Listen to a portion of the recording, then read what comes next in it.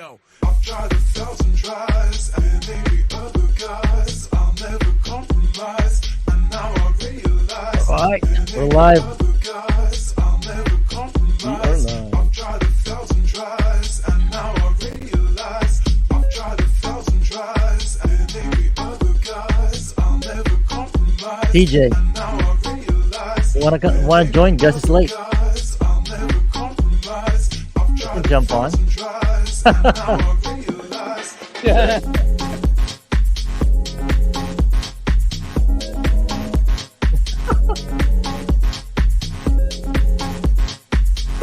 The director life.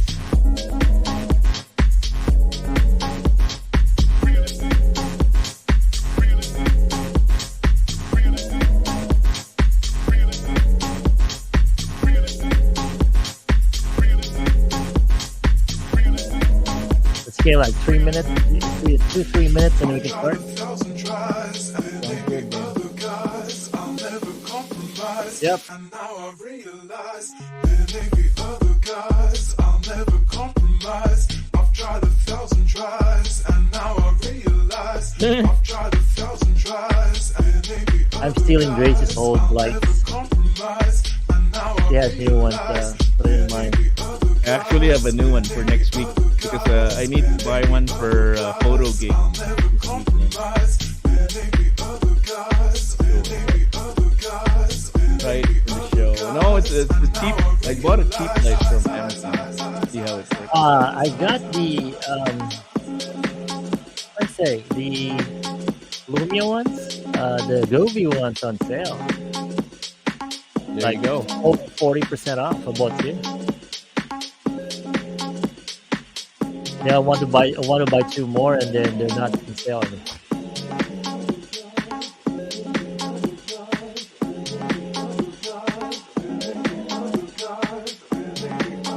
I still You want to need buy a new thrusters. mic.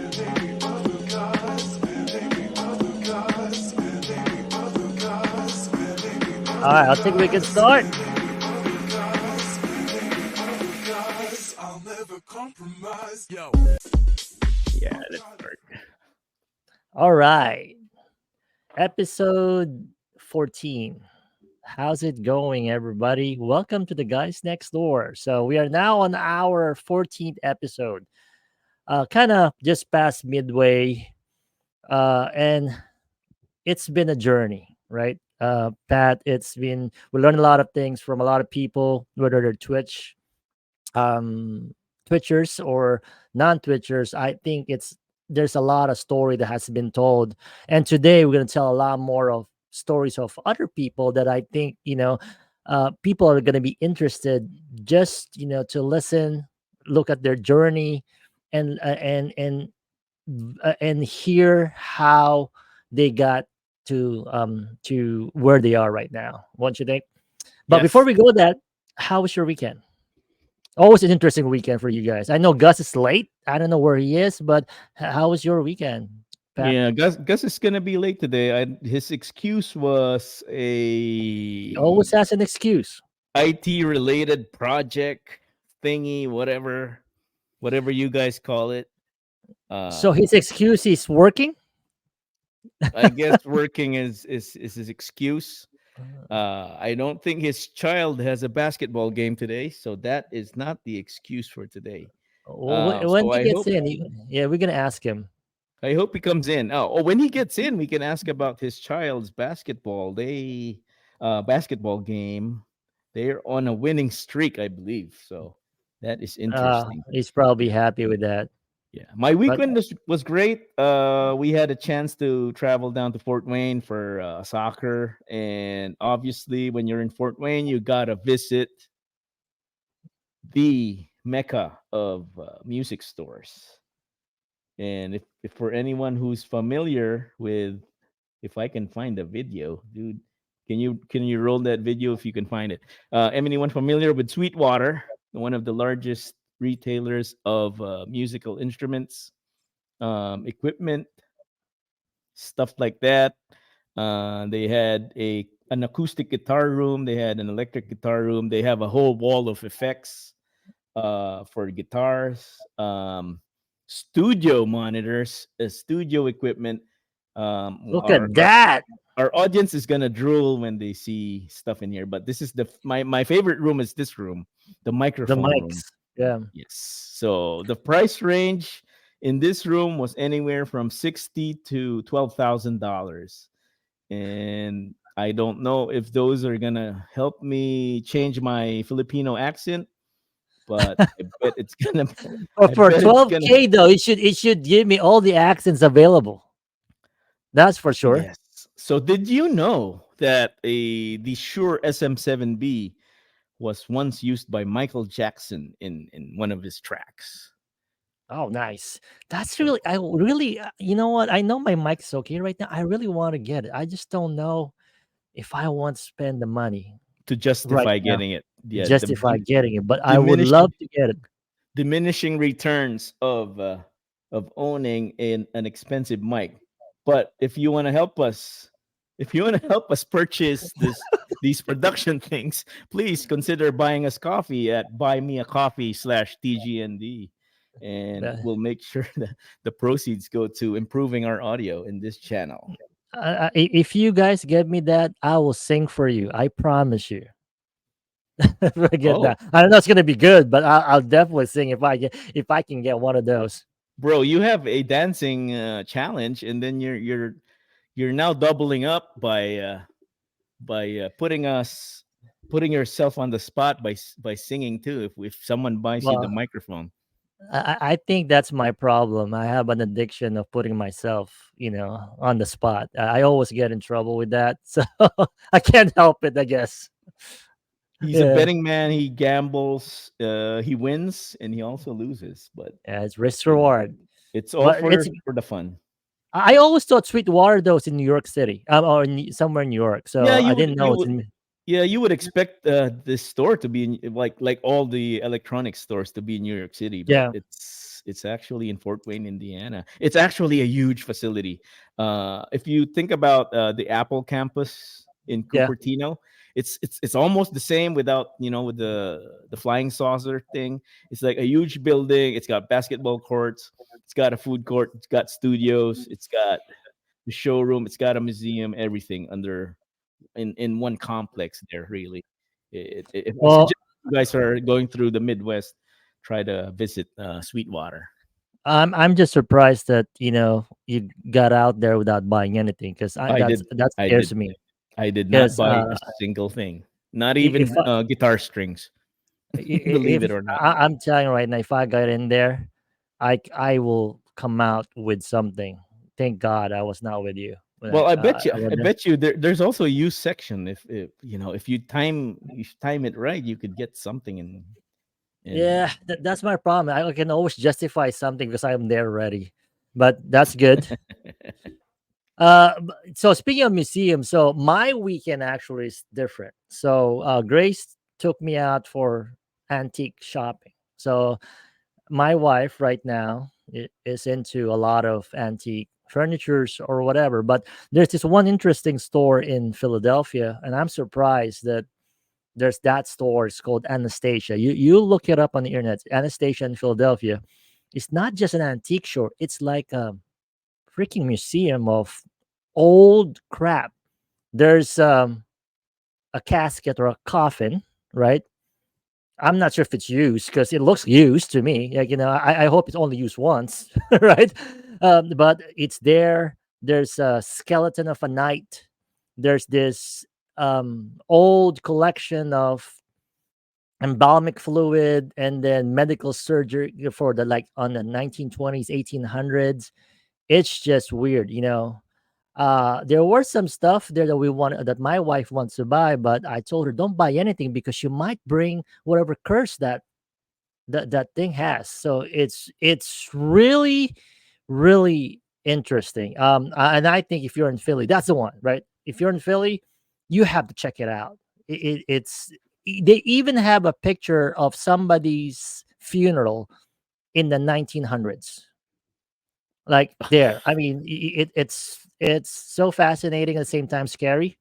So I must see. So that's really what I spent most of the weekend antique shopping with Grace. So with talking about the spirits, did you guys buy anything? No, I told her, yeah, don't buy anything. I mean, you might buy one jewelry, and it comes with a curse or some spirit, that's gonna live in my house. Like, no, I mean, the scary part here is they have all those, like, those dolls, Mm-hmm. like, in the Conjuring. If you guys watch Conjuring, yeah, the Conjuring is where there's two couple, right? Who actually they're the one who took out the curse in Amityville, right? Their Yeah. house or their basement, it feels like that, dude. It's crazy. Now look at it, what you're seeing right now. You get a collection of statues like that. You see that There's a picture of picture that? right there. Yeah. Yeah. So I saw that one. Like, what the heck is this? Grace wants to buy this like jewelry box. Like, no way you're buying that. No, however, how cheap it is. Well, but it's like, she's into like mid-century, like, furnitures right now. Yeah. I But get that, but this is nowhere near the there's just mid-century, nowhere man. mid-century. This is like, it's crazy. Like, but it that's how I spend my my weekend. it looks super eclectic. This Instagram account is fire, man. Look at look at all these things in here. Right. Wow. Oh, look I'm at this gonna guy. post a picture on Grace's Instagram because I took a picture of her sitting on one of the furnitures. But it's I actually, if you're in Philadelphia, you have to visit that, and you got good ratings though. That people are saying it's a must visit. So I say go check it out. Yeah. Take us there when we're there next time, but Well, definitely gonna just take it. just That's one of our thing. just Like, oh, we can do it. just not at night. Yeah, it's all like, imagine we went there like middle of the afternoon. Imagine if you go there at night. Dude, Imagine if really you get crazy. left inside there. I'm sure. Uh, I'm even the guy who was actually at the counter is scary. Like, That's a qualification, yeah, man. yeah, yeah, yeah. Before I he think got that's what hired. it is. Yeah. Well, anyway, most interesting weekends for both of us. I wish I could have, get Gus what happened in the weekend, but now I think, we got a very special treat again for everybody. We have a guest waiting backstage.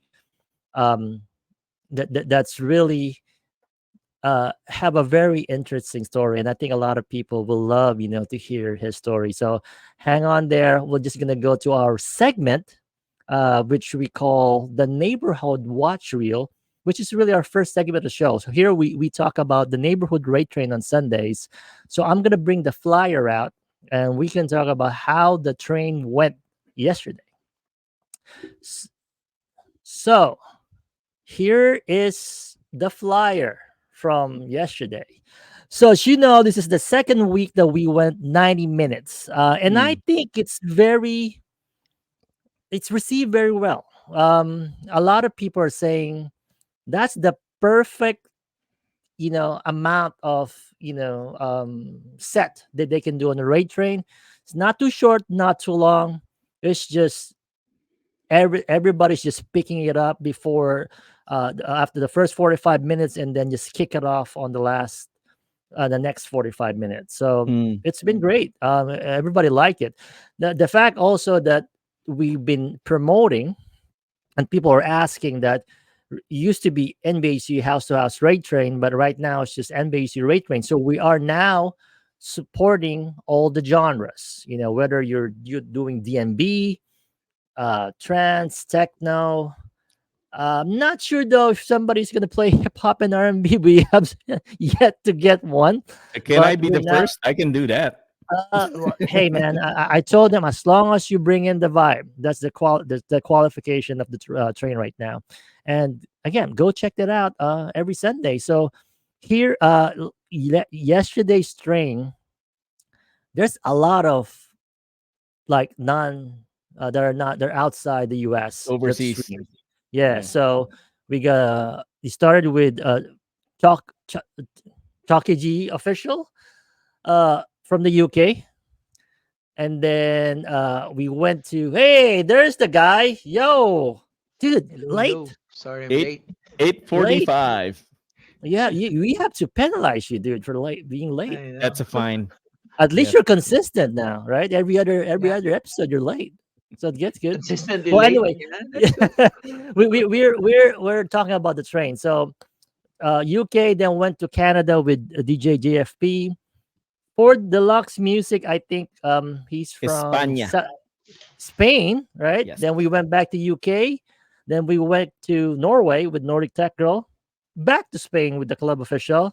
Back to Canada with Wham Bam. And I think DJ Mowgli is from Rhode Island. And then Naked ended that. Naked ended that with in Portland, right? So a great set with everybody. Again, everybody bought in the vibe. I think that's what we want, and everybody loves the train. So we're gonna feature a lot more other streamers the next few Sundays. I think Boy G. I'm not sure if he's on the chat right now. Has a lot of not yet. There's a lot of other in store for us to do it. Okay, so that's the train. Sunday. So now let's go bring in DJ Pat. Why don't you introduce and bring in our guest for today?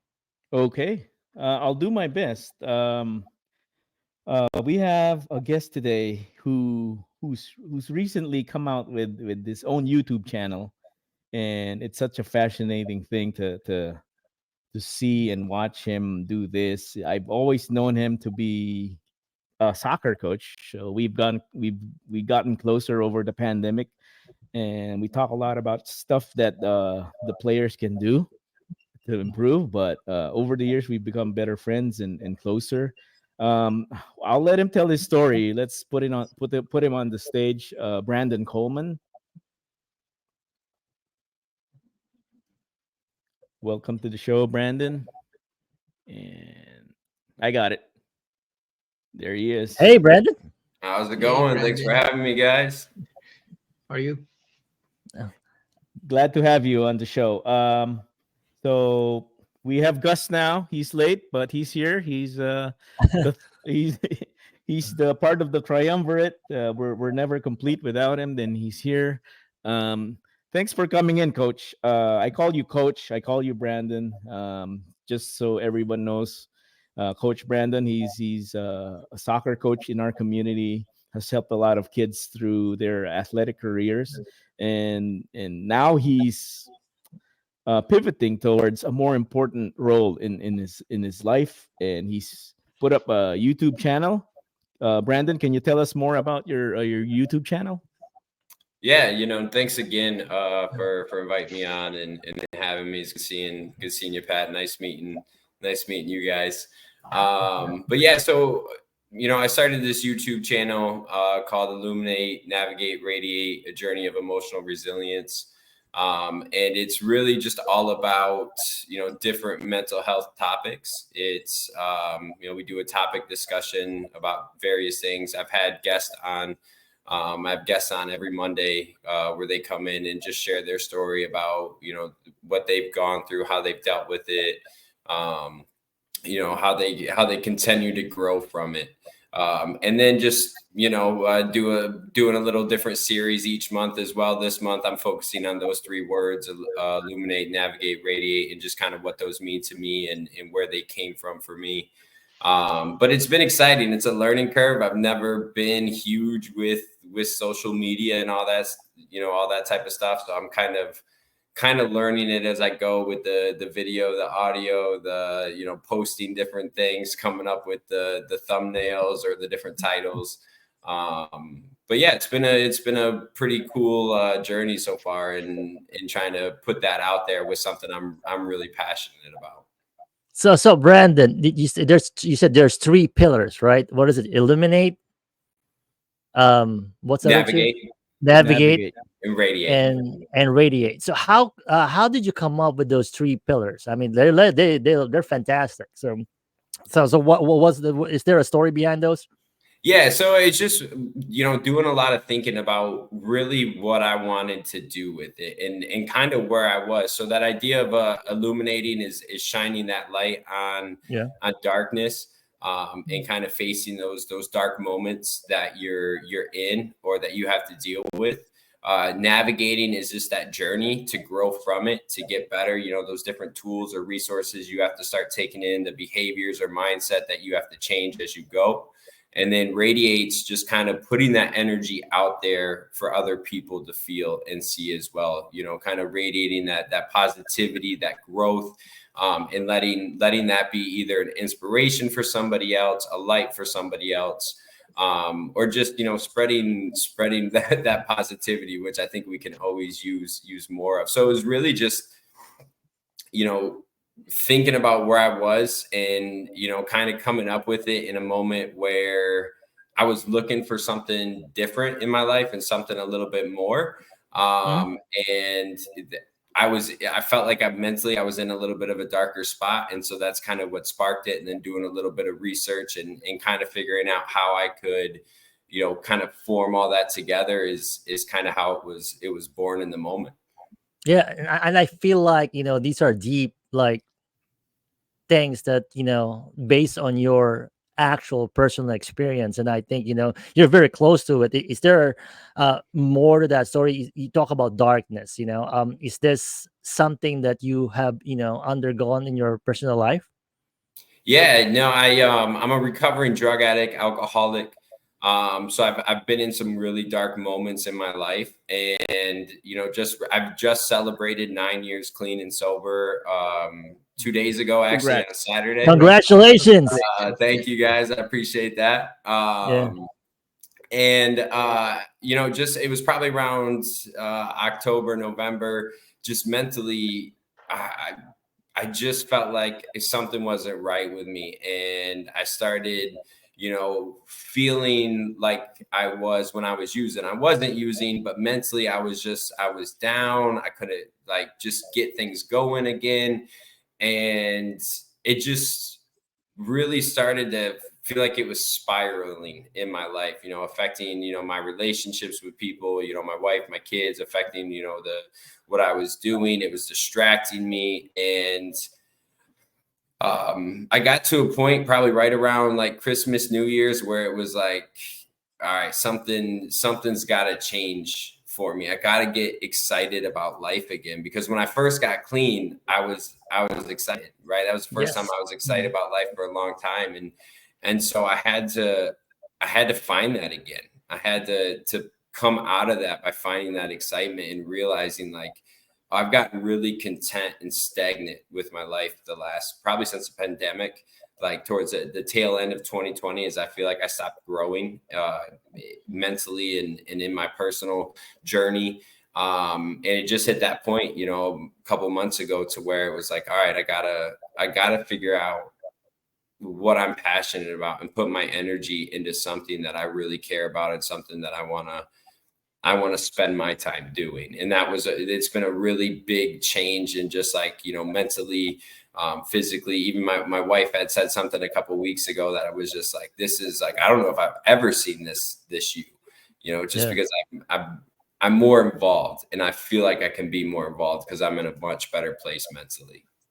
Again, congrats. And there's not a lot of people who actually um, can really say that they're recovered, right? There's a few. There are a lot of people also recover, but this is like um, a very strong milestone, and I know how you feel because I've been through this with my brother, and my brother did not recover for a long time, and for you to really realize that it's affecting your family, people around you, I think that's the first realization, and kudos for you for doing that, and having passed that. There is one, actually, a few weeks ago, we had also have a guest on the show who actually has the same thing, that again, for him it was DJing who kind of like got into got to help him to get back. In your point, it's like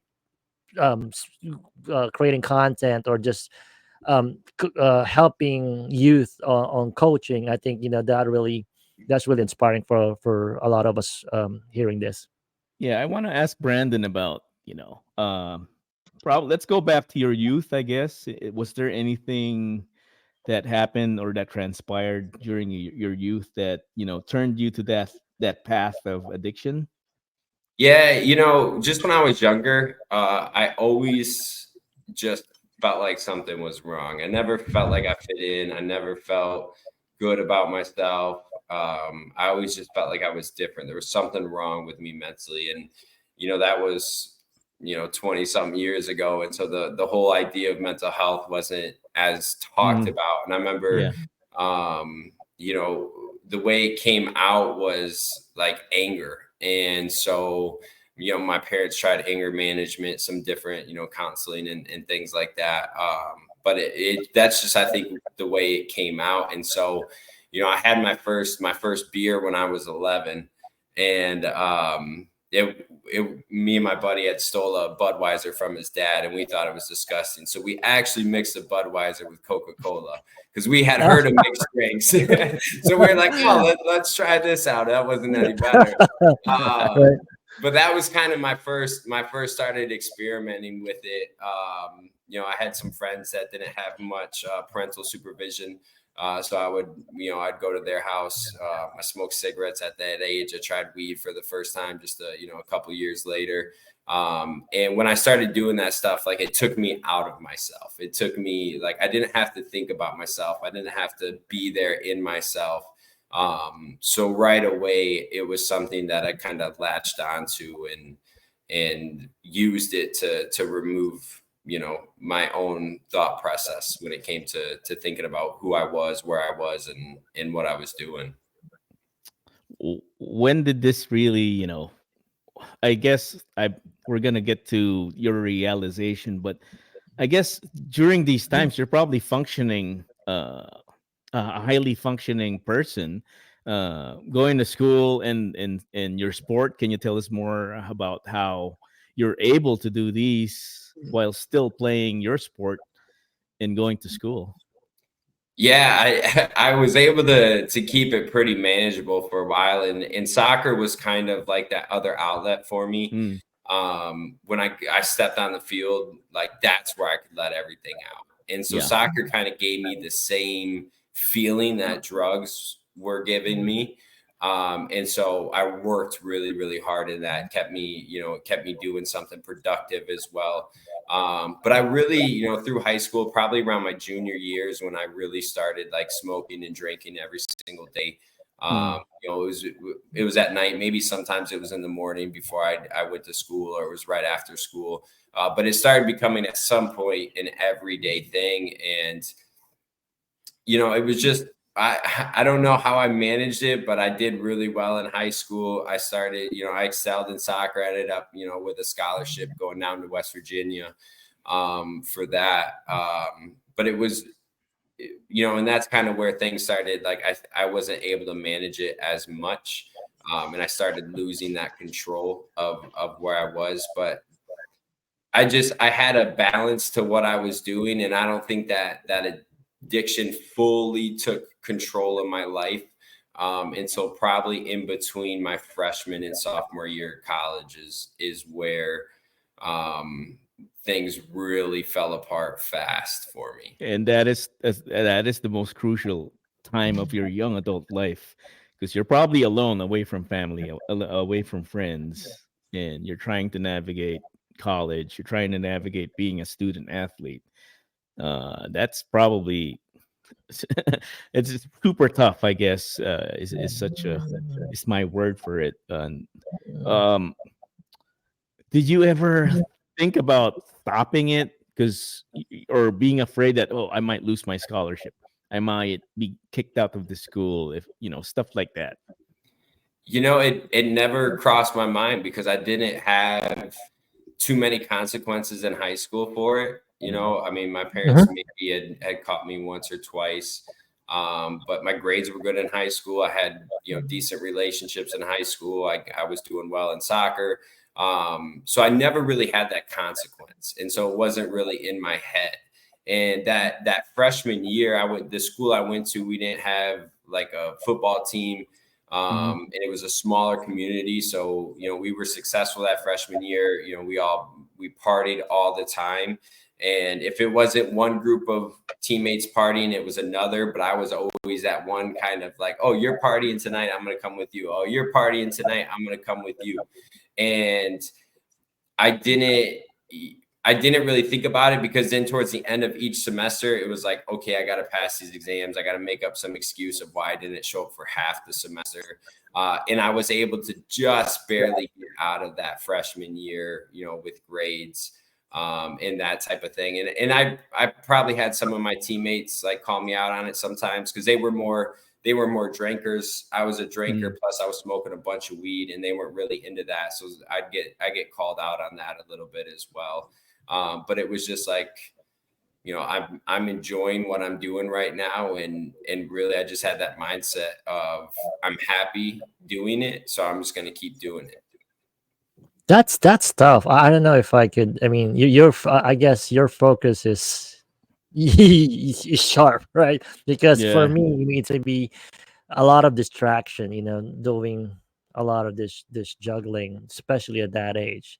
Well, I guess in that age also, like I probably, I think you said it. Like you're not, when we were young, consequences is just like whatever, right? There's not a lot of like what if happens. Like Mhm. now in our age, like before you even do something or think of something, like behind your head, what, especially when you get kids, right? You get a family, and what if this, what is that? That's why I'm afraid to ski, because if I ski, I break something, not because of me. It's like, what's gonna happen? Who's gonna do this and that? So I guess on that young age, you don't really. I don't say You're you don't care, but invincible. You're yeah, Yeah. invincible when you're in that yeah, age. I can do everything, right? Especially probably when during that addiction, it's your high. Like fuck it, I'm just gonna wing it. Saying Yeah. Yeah. yeah. Well, Yeah, that's what it all was. I had that invincible feeling, and it was like, well, if something comes up, I'll manage it and handle it. But I really wasn't ever thinking about the consequences. I was just like, all right, I'm messed up, and that was where I started doing it 24/7. Like I'd pass out. I wouldn't even go to sleep. I'd pass out, and I'd wake up, and I'd start going again right away. So there wasn't even a time where I had a moment of a sober mindset where I was able to think about things logically. I was just always on the go with, all right, where am I going to get that next drink, that next drug, and then how am I going to get it and keep this going? so I have a question. Like everybody has this moment of realization, right? Um, that you have to do something. Can you remember that day when you said, "Hey, Brandon, we have to really turn this around"? Do you have a story to tell us? Because there's a lot of different stories I heard from different people. Like, that is the day I can remember right now. That's the day I said, "Hey, I need help. I need to do something." Can you tell us what that they look like back in the past? Yeah, I mean, there was a couple moments I think where I had that thought, Yep. but the one time that's when I got clean was I was about 25 at that point. I was down in Lansing, and I hit a point where I I was hitting all the consequences that I wasn't facing before. Everything was coming back to me. Finally, people were done with me. Yeah. Um, my parents didn't really know what was going on. It was January, February in Lansing, and there was a couple nights where I slept outside. I was trying to find somebody to crash on their couch or something like that, and then I had some bank fraud thing happen, and that was a moment that was kind of like, all right, I could end up in jail for this, or my parents then found out what was going on. They're like, we'll help you out this last time if you finally try to go to rehab. And so I was like, well, I don't think I'm gonna do well in jail, so I might as well try rehab Is that a first. choice? And so that first night, I remember that was like that light bulb moment for me. It was like 2 or 3 in the morning. I was detoxing. It was probably the first time I didn't do drugs in about 10 years. That first night without it, and I was going crazy. And I broke out of the rehab center at like 2 in the morning. I'm up in Traverse City in February, so there's like 3 feet of snow outside, and I'm dragging myself through it. And I get to the top of this little hill, and I just fall back into the snow. And I remember looking up in the sky, and it was like, all right, I'm gonna keep going, and I'm gonna die out here, and this is how I'm gonna die. It's just like this, and or I'm gonna go back in there and try to Right. change Yeah. life and change my path. And so I went back in there and um, really obsessed about recovery, just like I obsessed about drugs. I did whatever it took to get high for so long. I was going to do whatever it took to That's stay great. better myself. And it's probably the worst time of the year also, like January, February. That's the coldest part of the year. Like I even right now I feel depression just because you can't go out, it's too cold.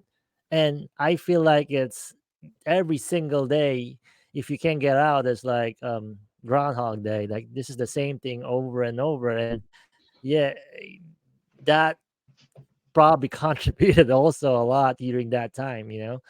So yeah, that's awesome. That is very very inspiring. And we hear a lot of stories of that. That's why I ask it, because there's always that time where that's always going to be vivid in your mind, and you Mhm. can tell it you can tell the story every detail, because that's always keep flashing. That is the turning point. That's the part that inspired you to you know um turn it the other way around. Besides your parents, was there any other people who reached out or tried to help you? Yeah, I mean, there was countless people, over the years. Even so, I dropped out of school my sophomore year, or right at the beginning during preseason. And even my coach on there ended up taking me back and giving me another chance. I had, an old high school teacher that reached out to me, try to help family members, friends. And I had people doing a lot to try to help me through those moments, but I wasn't ready to change. And I know my parents, felt a lot of guilt for that. Like a lot of that was their fault, but it really came down to my choices and the fact that, I was never going to change until I finally tried. It didn't matter what anybody else was going to do for me. I had to figure out and do it myself at the same time. I mean, with that support of people, pushing me and getting me through. But yeah, there was a lot of people. Unfortunately, though, when you're in that mindset, and you're living that life of getting high and the selfishness that goes into it, um, it doesn't stick too well. No, Mhm. selfishness is the key word. It's just you're just there for yourself, and nobody else is important in that stage. And I've heard a lot of stories like that, uh, to the point that you're just chasing your next high and not, you're not thinking about anybody else. But Yeah, I like. and No, go ahead, yeah, Brian. I was just gonna say that's what I did. It Mm. was, if you weren't gonna help me get high, then I was gonna move on to Hmm. something else in my life. Yeah, get high on something that's positive, right? So that addiction to sports, right? So I heard that you've been really active on youth sports. So how did you get into that? Soccer, knowing that you played soccer How for was that high school. transition Yeah, from recovering and getting into coaching? That yeah, because that's pretty much a gift to you, I think. yeah. Yeah, no, it was I started coaching travel, I think it was about 6 months into my recovery. So it was pretty early, it's pretty Hmm. quick. I had somebody kind of vouch for me and say, this is where I come from. This is, the way I played the game or viewed the game or whatever. And so I got the interview. Um, and that was a game changer for me in recovery. It gave me a purpose, and that's what I Hmm. was, I was looking for and missing. I felt like for so long in my life, and so I was able to do something that I loved. I was able to then teach it or coach it to kids that fell in love with it the same way I did. And it was such a positive influence in my life. Like soccer was the one thing that kept me from going off the deep end a couple of times. It was like, well, I still got this opportunity. I still got Hmm. this chance to go, Pay for it. play Yep. college again or try out. I tried out for a couple semi-pro teams.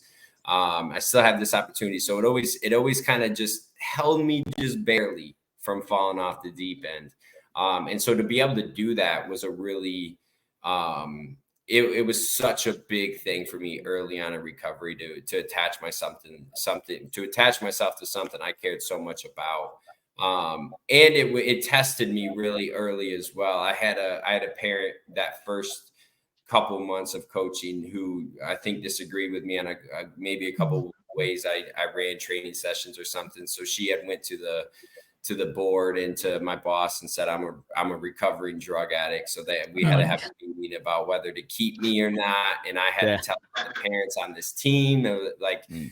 I had to sit them down and say, hey, I did a bunch of drugs, but I'm not anymore. And so it tested me early on as well. That's where Yeah, I was gonna go to. That was me actually too. I'm not gonna ask that my question because biggest question was parents, because we know yeah, how parents are, and yeah, and we also live in a town where some of the most judgmental people live here.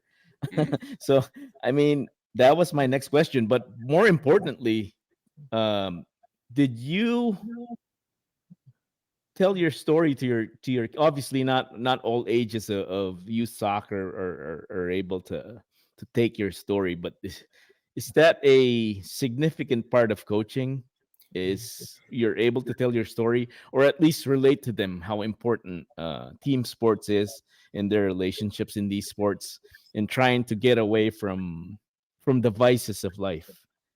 Yeah, it was it became more and more of that. I was always open about my recovery. That's how the parent found out. I think Mm, I was posting on Facebook like every milestone, like, oh, 90 days clean, 3 months right, clean, 60 right, days right, clean. So they just right. yeah, pulled that out and was like, hey, look.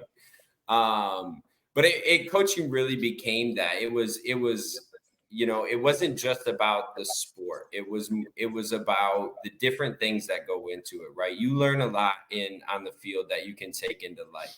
Yes. And there was definitely moments, especially with when I started doing high school and the older teams, where maybe I drop a little line about something I had been through. Mm, Enjoy this moment, be grateful you get the opportunity to do something you love and spend time like that.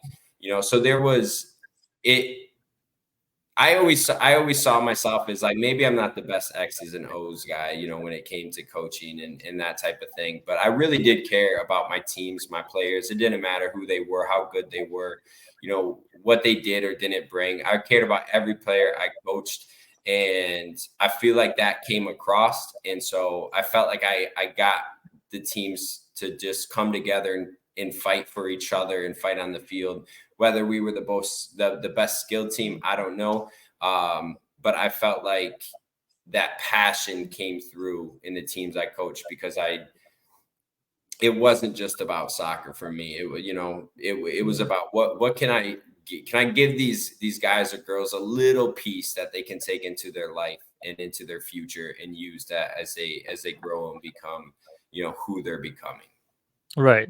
And I agree to that. I also coach travel basketball. I think part of coaching is really, to your point, you can strategize, you can good in place, but I think the most important is really mentoring these kids as they grow. Whether you're coaching grade school, middle school, or high school, I think and a lot of these kids look up to their coaches, right? So they are their um role model mm, on these. So having that kind of relationship, to your point, of mentoring them, teaching them not just the plays that they need to execute, but also the place in life, like, hey, do this, or just really opening up yourself, saying, hey, you can call me, if you need something. I think that's, and I'll be honest, when you do that, they actually gonna play better, because they might not be the best, but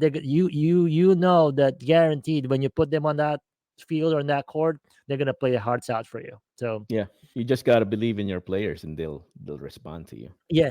um Yeah.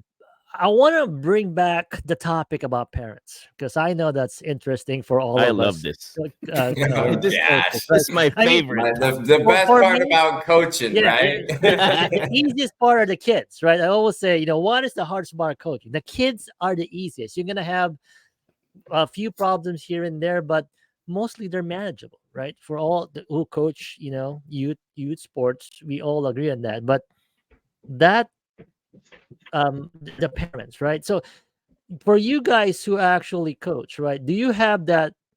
Do you tell them that 24-hour rule? Everybody say that on the first practice. Hey, 24-hour rule.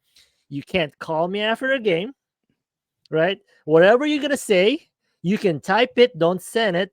I'm not gonna listen to it. You can't call me.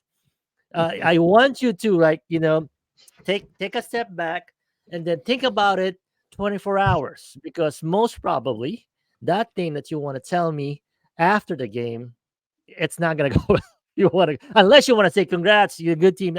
I'm okay with that. But that email, you guys have any stories about that one call, one email after the game that you want to tell the audience? I think there's a lot of these. Yeah, I Go ahead. mean, which story do you want me to tell? Oh yeah, give me the worst A one. The good one worst or a one for bad me is one? the best one, right? I He's a soccer player. He has 18 on Yeah, his you give me team. the So worst one. Yeah. for yeah, us I've basketball guys, just thinking about it. I've had a parent get in my face, start screaming at me after a game. I had a parent chase me down in the parking lot after a game. I had we this was probably one of the worst ones. And as the coach, in that moment, I'm the one who needs to keep my cool. I'm the one who needs to Mm-hmm. say that, Mhm. and just, hey, we'll talk later. We'll talk later. Later. Yeah. That 24-hour rule, because you Mhm. can say that, but how many actually listen to it? No, no. But there was one game that really stands out. We were away, playing in Lansing actually, and the field was probably 100 yards away from the parking lot, and we had lost the game 1-0. I think the other team scored right at the end of the game. We had dominated, created opportunities, just didn't happen for us, and they scored on a break. And I had a dad walk behind me from the field. Probably he probably walked 15 yards behind me from the field all the way to my car, just like, you suck. What are you doing? You have no idea what you're doing. Like, just the whole time. And I'm just walking thinking like, oh my gosh, is this for Yeah. real? Yeah. Like, I didn't, it was just, it was, it was a lot. And really that's what started making coaching hard Yeah. was, the constant. There was the last travel team I coached. There was a group of 4 or 5 parents that would text me, email me, call my boss, email my boss, tell them I'm doing this or doing that. I wasn't trying to win games. I wasn't competitive. I was putting kids on the field that didn't deserve to even be on the team. Yeah. And it that was actually the last season I coached at the club.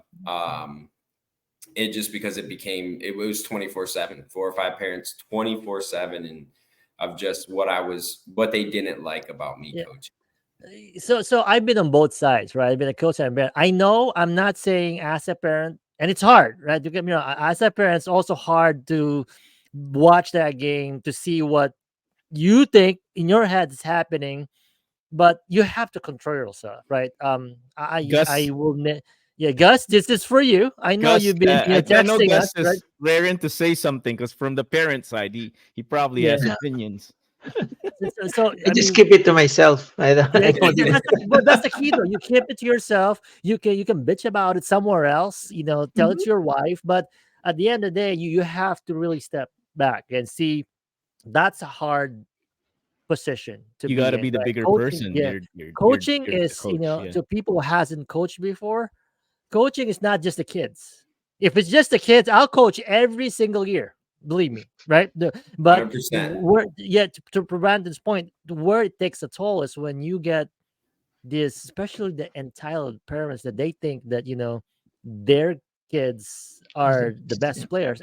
I get that. As a parent, you're proud. I'm not saying as a parent, no, don't be proud of your kids, but you have to take a look at it in the perspective, right? And you have to take a look at it, where you stand and what the coach is doing. If the coach is doing something that is not right, right? Either ask your kid first or let the kid have the opportunity to talk to the coach. Don't ever, I'm going to tell this right now to the parents right there, don't ever go straight to the coach without going to your kids first. That's the number one thing that that's going to be a failure right now. I mean, do you guys agree as coaches? Because I rather heard the complaint about, hey, I'm not, I'm being benched all the time. I rather have that from the kid because I know if the kid complains, that kid has heart. All right, I'm going to give you a shot, right? But if it came from the parents, well, It has to it's come from the different. Yeah, kid. It it has to has come to from the come to the kid, kid. The kid, especially teenage years. They have to be able to approach their coach and talk about it. Communication is the key, and parents must learn how to step back. But this is the landscape of youth sports right now. It's super parent driven. Look at Gio Reyna and the I situation was he had I with. was just about to say that, Pat. It went I all the way knew to it. our national team, man. We're yeah, talking about national team, and the parents are helicoptering over this kid. yeah. So that's the landscape, and I know Gus, you had a frustrating experience over the past couple of months. What how You can tell us, Gus. you can We're, tell we're us? not going to judge you. Me? No. Yeah, I What's your know. number one gripe? I always talk to my kid. I mean, it's up to him to go to the coach, right? So, Yeah. Hmm. yeah. So does your kid complain to you also about stuff, or is the other way No. around? No, I just ask him, so why are you doing this? And then he'll explain it, and then okay, yeah. If that's what the coach said, then do it. Because they will. I mean, I'm not the coach. He should listen to the coach. I'm just a parent. I mean, the coach should tell the kid what to do, right? But you I told mean, us there was one instance where he got the ball behind the 3-point line and coach calls a timeout. And like, what? I mean, you're probably frustrated because your kid's probably open. He's going to take that 3-point shot. And if he yeah, makes but it, he makes it. If he misses, yeah, that's yeah, part of it. Yeah. that's true. Yeah. Well, it's tough, right? Especially as a coach being on the bench in the sport that you coach. I will say though, it's really tough. When you're on the sideline instead of coaching. Because I stepped back on my son's coaching 2 years ago. The first time in like 7 years, or 6 years, I did not coach. It was tough. Like it was like I'll be honest. I was really holding back. In my head, I'm complaining. I'm not gonna be hypocrite and say I'm one of those parents. I was one of those parents inside, but I have to give respect to the coach, right? Because Mhm. first of all, especially with some sports, some of these coaches are volunteers, right? They're not getting paid. That's time they spent to be with your kids. So we also have to think about that, We whether they're do. getting paid or not. That's still time for them, you know to be not to be with their kids, but to be with your kids and teaching them the sport, whether it's right or wrong. I think we should all respect them. Yep. I want to go back to the YouTube thing, Brandon. I know, yeah, obviously we're coaching, and then you told us about the story over Christmas time, and when you were down and tried to find something that will fill your heart and try to share your knowledge. And this is nothing new to you, though. You've been speaking to youth before you started your YouTube channel, right? I mean, Yeah, I mean, yeah. I've been, going into schools for 6 or 7 years now. Mhm. Schools, sports teams, juvenile centers. Did some speaking at Saginaw Valley State University last fall, and actually just a couple weeks ago on my own, and done it with parents. A couple of these conversations. But it's something that I've really enjoyed. It's something like, again, I've always been self-conscious, so I'm still like, I still have that at times. But I really enjoy seeing those moments of, vulnerability, or those moments where something clicks for somebody else, or I've speaking and being open about my story. There's been times where somebody's just come up to me when I was done and was like, "Hey, my brother's going through this," or my dad, or my mom, or I've had those moments where people just come up to me and say, "Hey, thanks for sharing that and talking about it." Um, and that's always something I wanted to do more of. And I felt like, I was a little, I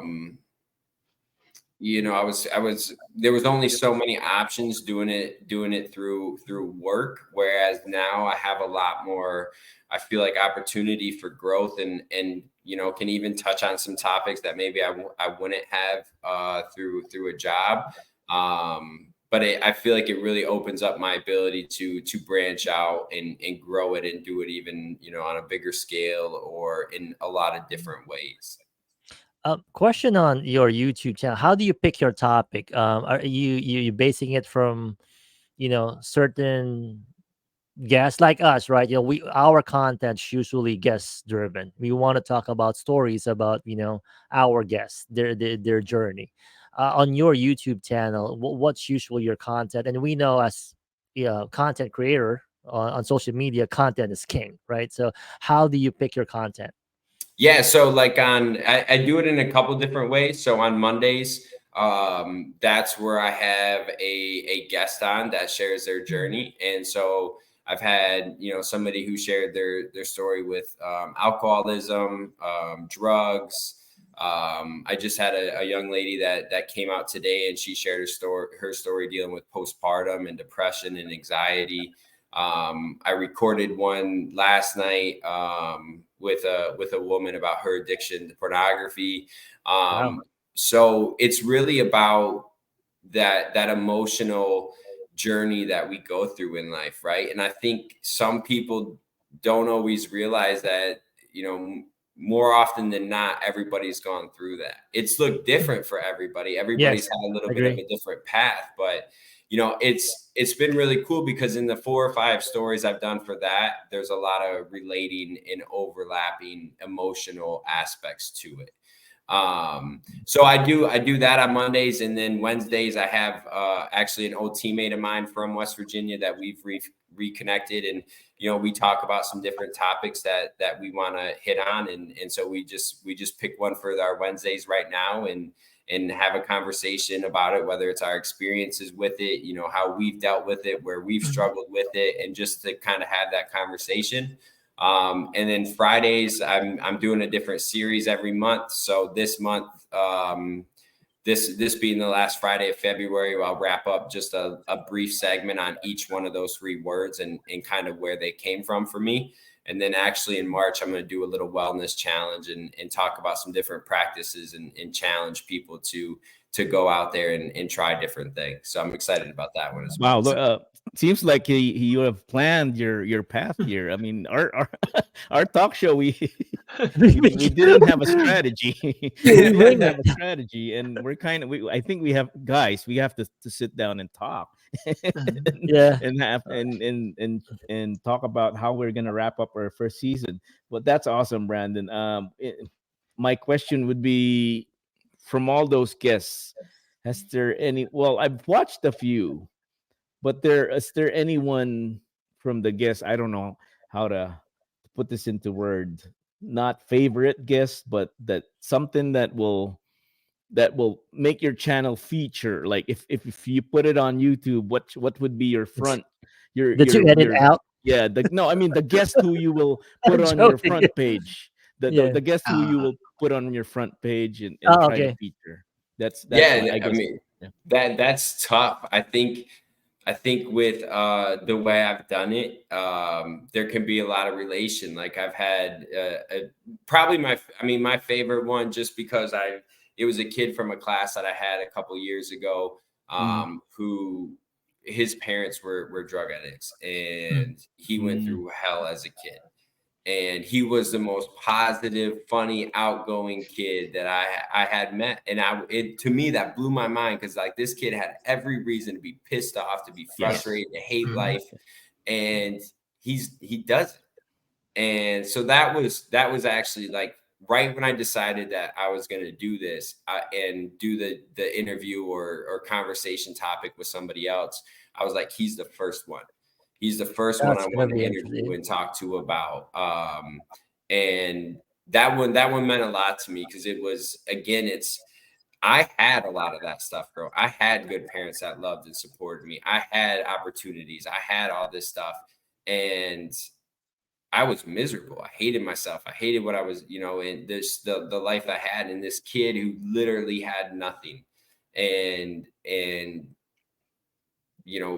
had no opportunity at 19 to be doing what he's doing and to have such a positive outlook. I think sharing those stories is what can be really special because, like I said, I had all those things that at 19 I was trying heroin for the first time and my life was ending in that moment. So it's I would say that right now has been my, I don't want to say my favorite, but one that Yeah. meant a lot to me. And do your guests usually do you pick out your guests, or there are any guests that kind of volunteer to be on the show for you? Yeah, so like him I reached out to. The next one I had, I just posted something on Reddit and like, hey, I'm doing this. Anybody Oh, interested wow. in sharing their story? So that was my second guy. And then the other three, two of them, the two young ladies, the one with drugs and the ones with postpartum, I'd actually known from the past. We've crossed paths before. We ran into each other. And, once I started this, I just kind of started sending it out to people. And so it was like, hey, would you be interested in sharing this? Would you be interested in this idea and getting your story out there? And the one with postpartum, I didn't even know like she had gone through what she had gone through growing up and how that affected her. So right now I'm kind of just, I being the life that I lived and being so open, I've ran into a lot of people with a lot of different experiences and stories. So I got a lot of people I'm kind of just reaching out to, but I'm also just throwing it out there as well.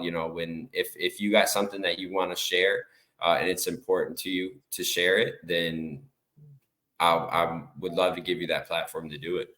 Mhm. And these are very brave people, right? They're not afraid, because usually back in the day, right, this is like um Stigma. a stigma, right? Yeah, a Mhm. stigma that, hey, I don't want people to know I'm going through Addiction. this, or I have mental illness. But right now I think, well, social media also help out, right? Mhm. Just to get it out there. But I think that is brave for people to come out and tell that story, put it out there, right? And we know that the trolls, whoever who doesn't know how to use social media, are going to be there to judge you, but they don't care, because I think for them that's one way to, I think for them to overcome this, and also to let people know that, there, if you're suffering from something, there are other people out there, and and you can get help to, and also going the same thing that you are, because sometimes we think that you're the only person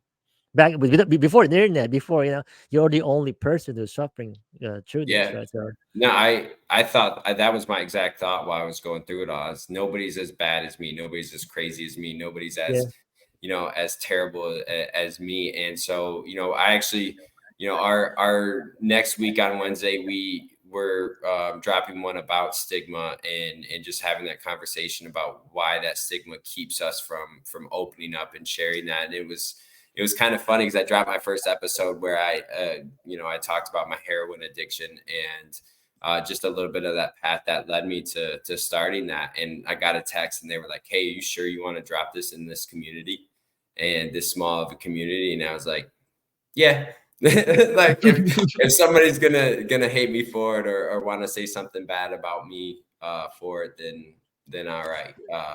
So I so just, it's something you got to deal with at times. so have you ever encountered anybody who said something about your show? I mean, like something negative, like in your community. Have you? I mean, is there anybody who reach out to you, say, what, you should, this is not good, or whatever, or everything's positive right now? Yeah, right. I mean, I just finished up my second full week, so I've tried to reach out to more people that I don't know because you start something and people are like, "Oh yeah, it's great. It's the," and so mostly some of the critiques I've gotten is like, "Hey, you need to fix your thumbnails or try, you need to Technical, yeah. or or something like that."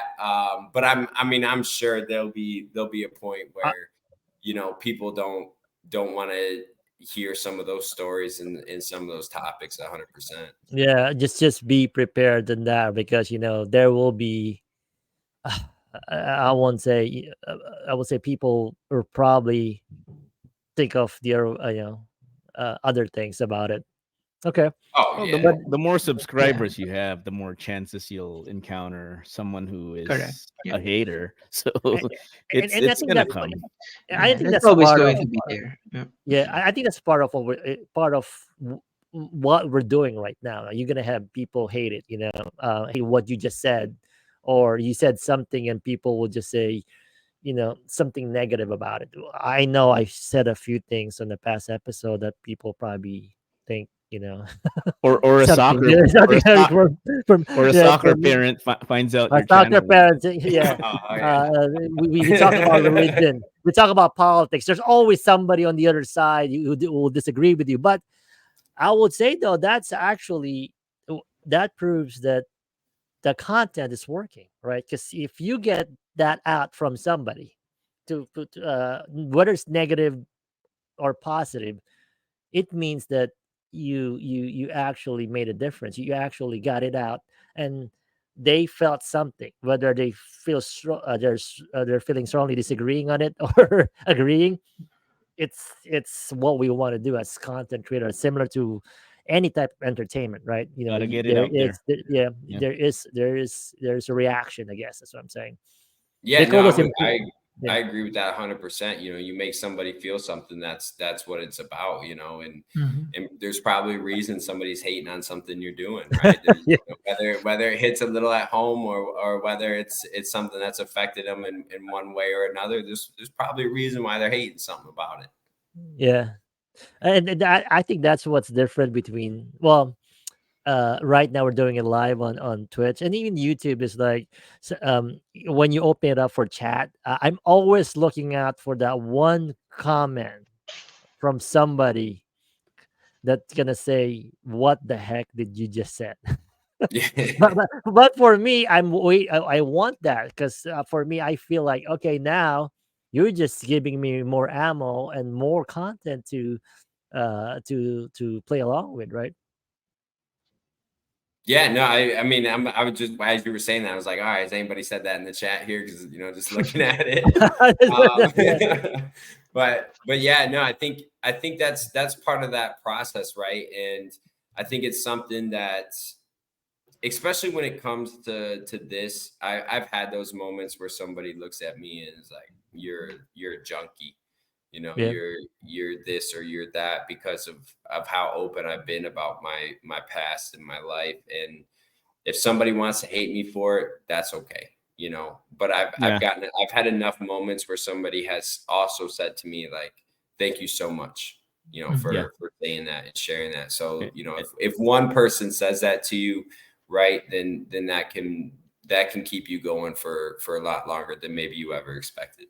and you'll never know the impact you have on your soccer players that you coach, or the high school, or the classrooms that you've been to. You'll never know the impact you had on them until they, a few years down the road, long term, yeah, when they start going through life, and they'll remember you. And that's why you do this, I guess.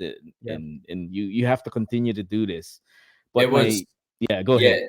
yeah. I was just like, as you were saying that, I've gotten a text or two from some former players, and I get a little choked up saying Mm, it, as they've started to become young adults. But some of the words that they have said to me have just been like, wow, thank you so much. Because sometimes I've always had that doubt, especially, when you got some parents, and maybe some seasons didn't go your way. Yeah. But to have a player reach out and say I made a difference in how they viewed something, or how they're handling something, or how they've grown in something, um, that makes it all worth it. And just, yes. it keeps you going, even when you may be doubting yourself at those times. Yeah, and that makes you go even more, right? And whether you're coaching or mentoring. So in my line of work, I've been mentoring other people uh, coding, programming, right? Similar to what you're saying, I a few weeks ago somebody actually texted me. He's not on the company I work with right now. I know I mentored her way back, and she reached out to me and she sent me this article about how mentors should be, right? Mentors should be the how coaching actually mentor should be like with the players or the mentee, right? They should not be your friend, right? They should be actually that article saying that your mentor should actually not be afraid to take your job, because if you're insecure about that person you're mentoring, that they will take your job, that's not mentoring, that's just taking an advice. But you should actually encourage them to actually take your job, because you mean that you can get them to the level that you wanted, which is actually great. Like that makes any sense, that makes total sense, right? So and she sent that to me, and she said I remembered this. I remembered you when I saw this article, because you mentored me, you coached those kids, and this is where I am right now. And just makes you feel great, right? When you hear those type of comments from people. Yeah, I think that's the best part about doing it, right? Because you have all those times where it gets tough, or Yeah. maybe you think something's not working or something's not clicking, and then you get that little bit of feedback that you did make a difference for somebody or had that impact on somebody. Um, it's just an awesome feeling. Yep. Uh, I'm gonna steer the pot a little bit about going back to mental health, right? Nowadays, we said that before mental health is now recognized. When back in the day, that's why people are hiding behind it, and we don't really uncover a few things before they get worse. But right now, I also know that there are people. There's an article about it that actually using mental health issues to be As an lazy, excuse. as an excuse to be lazy, not just not to do it, right? There. I mean, I know personally for some, right? There are some coworkers or that actually use that as an excuse, that I can't cope up because I feel that the client is this, and in my I have a very low EQ, and I can't handle it anymore. So what do you think about that? Is it I'm not we know that mental um health issues exist, but there are people's abusing this, making an excuse. What can you say about that, Brandon? Yeah, and I would say being in those moments where I think I've used it as an excuse myself, Mm. and falling back on that as the reason why I did something or made the choice that I did, or whatever it may have been. And I think that's part of really what I want to do with this, is empower myself and others, that we don't have to use this as an excuse. We don't Very have good. to let this hold us back. And there's so many different resources, like you said, and it's talked about way more, that we have to make it okay to come out and say some of that stuff. Um it's not as easy to then say, like, oh, I can't do this because of that, or I'm I don't know, making that excuse for something. um but it's about empowering the idea of, yeah, this is a real thing, and this is something I deal with, and this is how I'm going to deal with it successfully. This is how I'm going to keep That's myself great. going. And everybody's going to have a bad day once in a while, and that stuff happens, but we don't want it to become multiple days or weeks or months, or to the point where we lose out on opportunities or relationships, because we're like, oh, I'm too, I got to go get high, so I can't do this, or I can't move for 2 weeks because of my anxiety or depression. We like, the idea is to empower that, so we don't end up stuck in making those negative choices that influence our lives in a negative way. I like what you said there. I think it's all about the choice, to your point, right? It's either you choose to deal with it or not to deal with it, and make that as a positive. I really like that because I think people um who had not really gone into I would say not I hate to say it, but people will that hasn't gone to that deep end, making those excuses compared to people actually need it, if that making sense, right? So it's all about turning everything to positive. And you said the word success. For me, at least right now, success is the measurement for everything. It's not just success doesn't mean you're winning. Success means you're successful at achieving something. You have a goal in life, whatever that is, and you can measure success by certain outcomes. I think that that's what at least for me, that's my mentality right now, and that's how I'm teaching my kids. Right, be successful. Successful doesn't mean you're a billionaire, right? Successful means you achieve something that that you work hard for, whether that's that's as small as getting, let's say, for teenagers, I want to get my driver's license, or something, right? That's really the meaning of success, not just making tons of money. I'm teaching that to my kids so that they will push more and have and I've been telling them everybody should have ambitions, and success is how you measure that. Yeah, and that's part of what that project that I'm doing with Illuminate, Navigate, Radiate is figure out what success and happiness is to you, and then that's what you're growing towards. Success could be being able to travel around the world by yourself. It could be $1 million. It could be being rich and famous. It could just be being healthy and doing something you love. Yes, And agree. I think that's where, obviously with social media and all that, success is shown to us, and this is what success is. This is what Success success flexing. is.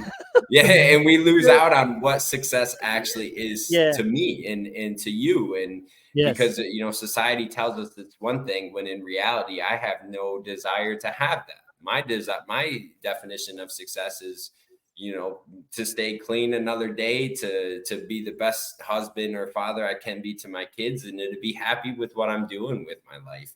And if other things come with that, awesome. If not, at least I'm in a place where I want to be. That's Yeah, great. so you talked about your program, Illuminate, Navigate, and Radiate, and I'm truly honored because you sent me that document a month ago, and you wanted to run it by me, and obviously I read through it, and but can you tell the audience what the program is it about? Is it just creating content? Is it more than that? What is it? Yeah, I think the idea is to become more than that, right? And that's where you know whatever avenue that leads to, that's where I put in that work. And what I sent over to you, Pat, was these building blocks that are able to give us that success. Kind of starting out in that area of, okay, what am I facing? What am I up against? I need to call that out and address it. And then I need to, have those steps of navigating it. How do I do that? Whether it's through, behavioral change, mindfulness, gratitude, practicing those different things that keep you in a positive way and keep you growing and moving forward. And then that ability to then, radiate it to other people, and let that energy come out and be that positive person in your community or in your household or in your groups of friends. And that's kind of where you know the goal is for it, is to make it something a little bit bigger and be able to take it into different avenues, different places, and say, hey, here's some things we can do. It's not like here's all the answers, your life is good once you get them. It's more of, hey, let's have a conversation about what's going to work for you to be successful. So I guess that's a dynamic document or a dynamic program, which you can improve on it. You can add It's stuff on it, evolving. and it's a evolving document or program. And the more guests you have, the more you learn about what you can put in there that can help the program grow. Um, to that question, do you see yourself doing this a long time? I mean, this might be your calling, Brandon. This might be it. You're Yeah, doing you a know, good job it's at it. Yeah. yeah, I don't know. I really enjoyed it 100%. Like it's been such a positive influence on my mindset and where I'm feeling about my life right now. And then, I got an opportunity to go and run a workshop at Saginaw Valley. Like they hired me as an independent, worker to come and run this workshop for this group of students. So that gave me, that little bit of hope that, okay, this is something that I could do a little bit more. And this is something that I could turn into, um, you know, being able to do something with my life that I truly want to do. And then be able to do it a little bit my way and Yeah. the way that I Yeah. can bring myself through it, just like I did with coaching, just like I did with my previous job. um I want to bring myself through what I'm doing, because that's where people are gonna listen, because I'm passionate about what I'm talking about. I'm not just you know doing something that I could care less about. It's something that I'm really passionate about. I love, and I always hope that passion comes through when I talk about what I'm talking about. You always love public speaking. I feel like to Pat's point, it's your calling. Is that something that you ever been passionate about even before you did this? Oh no, I hated it. I was that kid in high school who skipped class for a week, just so they wouldn't make me give that speech that I skipped the first day. Yeah. And it's funny because I was doing it, like, literally I've been doing this every day, for about 6 years now. And even driving to a speaking engagement or a classroom, or you jumping on here, I still get those nerves of, like, Mm. oh, Yeah. I've never liked public speaking, but I really love doing this. And so I'm not going to Yeah. let that fear hold me back from doing Mhm. something I really love. And Yeah. that's another sign, right? That's great. Overcoming Yeah. that. Me too. Public speaking is not my cup of tea, and just you Yeah. guys could. No, I'm actually the same, Brandon. I would avoid speaking in class. If I have to skip school, I will. If there's a project that we have to talk, I could not pick up the phone to call somebody when I was young, and because of Twitch and trying to create content, and these guys, I was able to face the fear of speaking over a microphone, and also coaching. I think it to be able to speak to your players, that helped me to conquer that fear of public speaking too. Yeah. And then I think Brandon also said it. The key there is you like what you're doing. You're having Yeah. fun, because That's when true. Absolutely. fear and you're Yeah. not having fun, that's where really I'm not gonna do it. Yeah. Right. So Yeah. same You'll thing what we're doing right now. We're having fun. We're chatting. These are great topics. Um, how long we're gonna be doing it? I don't know, but as long as we're having fun, we keep on doing it. Right. Yeah, I yes. think that's what it's about, right? If you're enjoying it and you're learning as you go, and you can get better and keep growing. And um I think that's what life is about. Life is short. It's special that we all get to be here, and doing what we do. And so when you can spend your life doing something you enjoy and you love, then I think you should be able to do that. I agree with that. 100%. And Gus, What's I'm up? gonna ask you a question. And this is from Brandon. And maybe I don't like Brandon. public speaking. No, no, no. Maybe you can guess the three of us on one of your shows, Brandon, but we can talk about other things. But my question, Gus, is what's your illuminate, navigate, and radiate? Wow. That's a hard question, It man. is that's hard for you. Puts you on the I spot won't there, ask Gus. Brandon Yeah, because it's like, Brandon will, what? will say it. I'm sure he has What an right answer. now? Yeah. I know you have an answer for this. He Just does, I'm what's your sure. illuminate and navigate and radiate? There's no It's right. hard. There's no wrong answer, dude. I know, but I'm drawing a blank right now. He just came from work. Yeah. That's all that we Throw still Sam work. throw radiate. right into Well, it right there. don't tell me your Illuminate is your go live, your navigate is your run through support right now. There's no bug, radiate, and I hope everybody, get the get And get they some don't sleep and they don't afterwards. yeah doesn't they don't Yeah, call could him at be. 2 a.m. Yeah, yeah, That's radiate. that's your radiate. How about you, Pat? I know it's a tough question right now. What is it? It is a tough question because I the whole day and over the weekend I was just thinking about how we could um we could run through this episode. um I have my biases obviously because Brandon's a great friend, but I wanted this to be more of how will our audience see him and listen to him, and how do we portray that story to them. I think there's a lot to unwrap, and this deserves a second episode in the future. And hopefully, Brandon, you could come back in the near future and talk more to us. There's a lot to unwrap, and Yeah. yeah, all I'm thinking over the the past weekend was this episode. To be honest. So for this episode though, I have like just thinking through this, right? I have my Illuminate, Navigate, Radiate for this show, not for myself, but the goal for this show. I Mm. think, I like the three pillars. I'll be honest, Brandon. You're smart to have that.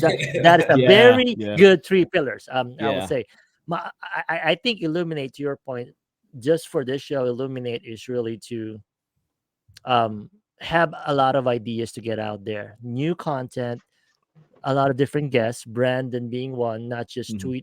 Twitch streamers and DJs, and to open up a lot of these ideas to people to talk about, right? And then, like I said, when we're at the backstage telling these stories, because you just don't hear this a lot, Mhm. especially right now during live, and you will see our guests heartfelt how they tell these stories. That's a limit.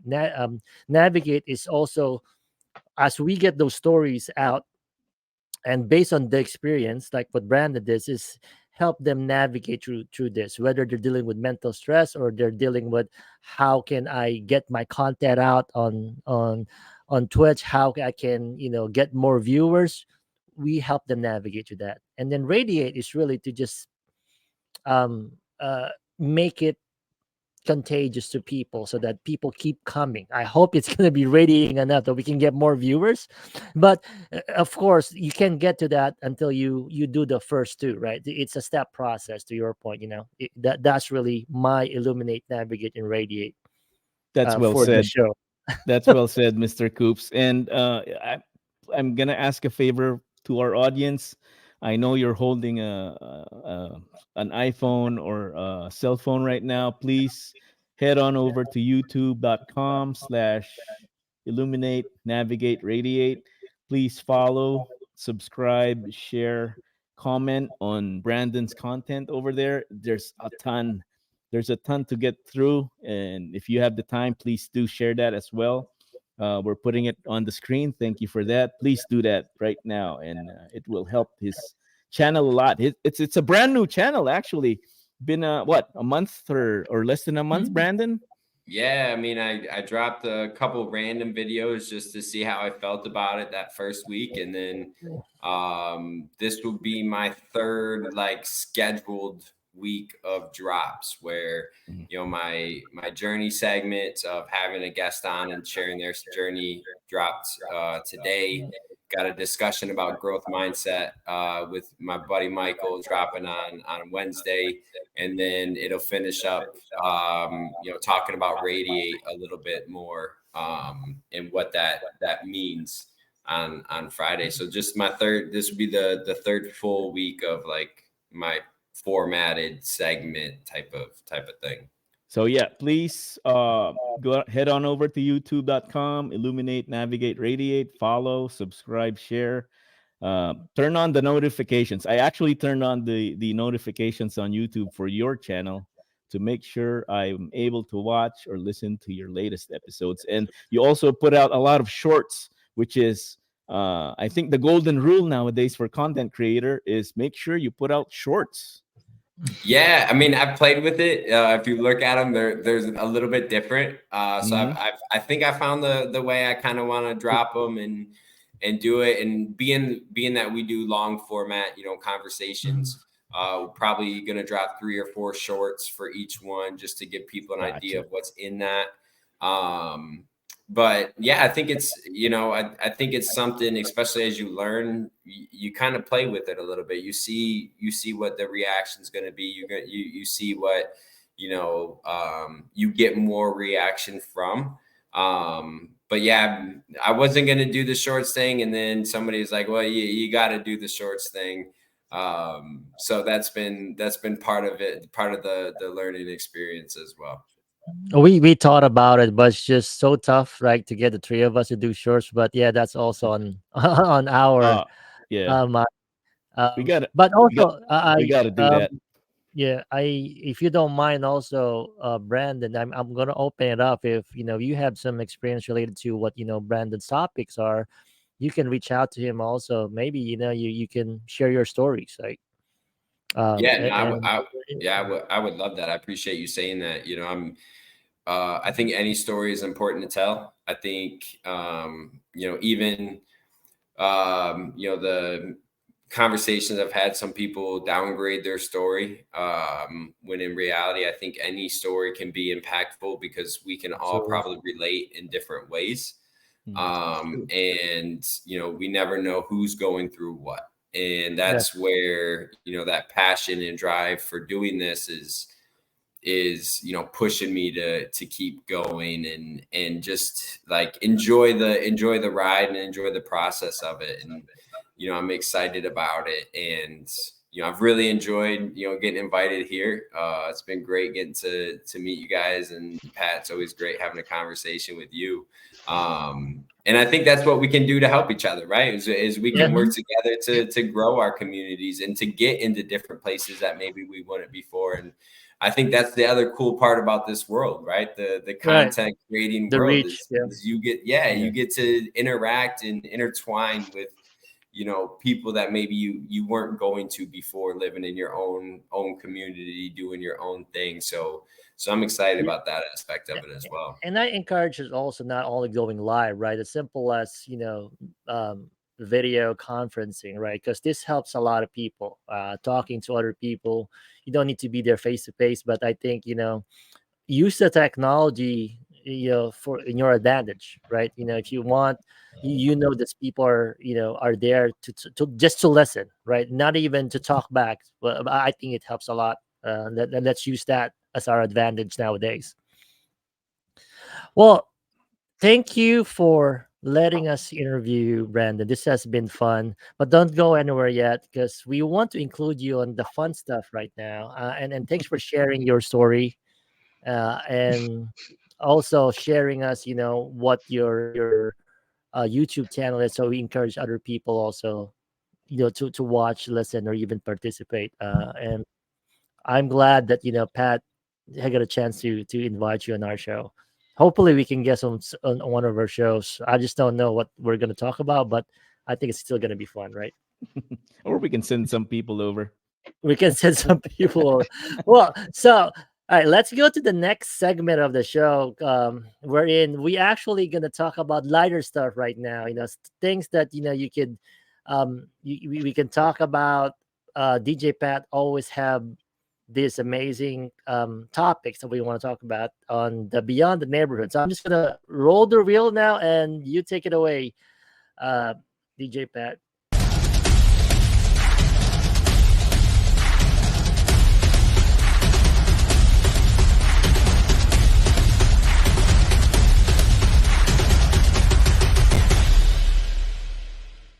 So what's on our Beyond the Neighborhood today?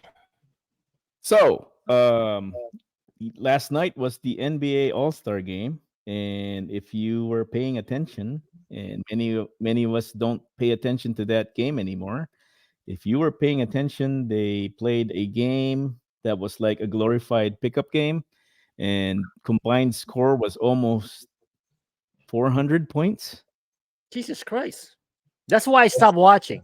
That's a lot for basketball, right? Yeah, that's a lot Well, of that's a lot for basketball. Yeah, right. So there's you're right. I there know you're soccer, but 200 points is a lot. 200. Well, 210 points for the winning team, and the record for most watching on defense is probably in that game. So my question to you, Gus, is can they do something about the All-Star game? Can they just can they just get rid of it, or can they do something else that will make it interesting?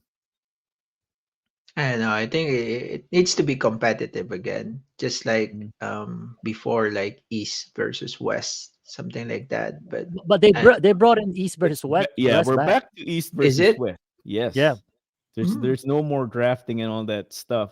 But if you remember back in 2001, East versus West, it was small versus big. On the East side, we had Allen That was the Iverson, Iverson. That's the Iverson game, Iverson, right? we Yep. had Marbury. Uh, their center was Dikembe. He was the only big guy, and then um, Vince Carter was playing the four. I actually have a role. Iverson to get going. Kidd. Oh, beautiful. Puts it up. Washington. 3-on-2. Iverson to the reverse. Already playing off the ball. Look at the shot. Actually, his body is behind the back. Murray puts it up for Allen. Break for Philly once again dealing with. Said, I'm not getting near this. Davis recovered by Weber. Went behind the back. Kidd lays it home. Here's Kidd from center court. Yes! From Kidd to set it up. So I remember this game because I know that 01 is the last time, or the last. Well, it is the last time that the Sixers went to the finals, and I think this game was when the East came back, if I'm not Mm, mistaken. They yes, were down a lot, and then 20 they came back. something. Yeah. Right. Allen Oh, Iverson. yeah. Iverson scored 15 in the fourth quarter, and there was a lot of defense played in that game. I don't know the final score, but What's the final score? it's in the If it's less 120s. than 100, you will No, it's know. no, it's in the I- 120s. yeah. For an So it's all-star like game, that's low. Yeah. what on soccer? What is like a good defensive game? Like what's the Brandon will score? answer that for you. Yeah, Brandon. Well, What's the like what's the score in soccer that you know it's A defensive highly defensive game. intensive oh, game? 0-0. I mean, Yeah. 0-0. Yeah. what 1-0 maybe. It really, I think, depends on the team, because I've seen some really attacking good 0-0 games where the ball just didn't go in the back of the net. Right. But there are some really boring 0-0 games where it's just moving the ball around. The other team's not really trying. They're just trying not to lose, because in soccer you get the points for a tie too. Yeah. So you'll have that in some of those games as well. So in basketball, a good scoring game is if less than 100, right? If you right now, especially right now, because I've seen game on a regular season that they go like 140, like that is a high scoring game already. So now if you go 200, it's like it's soccer world. That's probably like 15-12 or something like that. That's how bad that is. Like that 200 points. But to your question though, what do they need to do? I think they still need to go. I mean, I don't think they need to get rid of it. That it's a tradition. All sport has something, right? So you Mhm. can't get rid of that. Maybe figure out, I don't know, something that will. I mean, they figured out a lot, right? For the all for that game, East versus West, but I think they should be able to give some sort of incentive or something for the players. But another thing also that bothers me in the All Star, it's a popularity contest. Also, it's not really the best, right? If you look at it, you get votes, right? Yeah. I think if you do just best in statistics and whatever, and that's all the All Star, I think you're gonna get a great game. Like quality of efficiency and stats, that's where they Yeah, should go. But they should go. Yep, yeah, not in popular. baseball, the winner of the All-Star game is like they'll host the World Series or The World something, or Series. Yep. Yeah, Yep. yeah. So Mhm. so there's something to play for. Maybe they can yeah. adopt that You as well. have. I know they don't. It's an exhibition game. And they don't want people to get hurt. But Hurt. even an exhibition game, you have to put on a show because I think they owe the fans that. right? You have to do that. Um, Not just the All Star game. I mean, even the slam dunk right now. Oh my God! I used to. I remember when I was a kid. I used to look forward for this, but right So now, like, have you seen the last few I years? I saw the past few years been in last night though was spectacular. And I know Mr. Coops, you prepared a sort of a top 5 best ever dunks in the dunk contest. Okay. So You I'm want to gonna share be. that with us? So my, I have my top five. I'm biased. I'm a Jordan fan. Uh, my number one is 1987, 86. I don't know what the year that is. That's where Michael Jordan did Free Kiss the throw. Rim Hmm. or Rockabye Baby. I think that that part, that's hard dunk. And you see the Kiss the Rim, like he actually did a scissor at the end of his 2 feet, and then trying to Yeah, kiss the rim, yeah. It's the and feet. the Yeah. Rockabye Baby, the hang time there is tough. That's like pure vertical. That's my number one. Number Okay. two is Vince Carter. That Hmm. 360 spread your, I'm not sure if people remember that. When Vince Carter was playing T Mac, who's his teammate back there in Yeah. Toronto. Yeah. That's my number two. Yeah. My number three is Isaiah Ryder. I don't know if people remember that. This is way back. Number four, Spud Webb. That guy is what, He's 5'4", smaller than me 5'4", 5'5", and he can and I'm dunk. I small. don't care how the dunk is, but 5'4" who can dunk and do a windmill is great. And then five, oh no, sorry. I'm leaving out Zach Levine and Aaron, Gordon, for the kids right now, the Aaron Gordon right now. That's actually, what year was that? 2018. So that's actually revived the feeling of it's salvageable. I'll be honest. Yeah. That slam dunk is actually probably on my top five also. For the audience, it was Aaron Gordon jumping over their team mascot, picking up the ball, putting it underneath his two legs in a sitting Hmm. position, and then Hmm. reverse dunking it. That's a Yeah, feat. I think you have to put the slam dunk on slow mo for you to realize how hard that dunk is. But how about those judges last night? I don't know what they're looking at. Two They nights gave ago, though, right? Yeah, yeah. 2 nights ago, they gave McClung a lower score than Jalen Brown. Jalen Brown jumped over a 5'3" YouTuber who was sitting on a chair, and they gave him a 50. Meanwhile, McClung was jumping over people and double catching the ball and dunking it, and then he doesn't get the Hmm. 50. I don't know Well, what they they're were making watching. fun of Jalen Brown now on Instagram because of that dunk.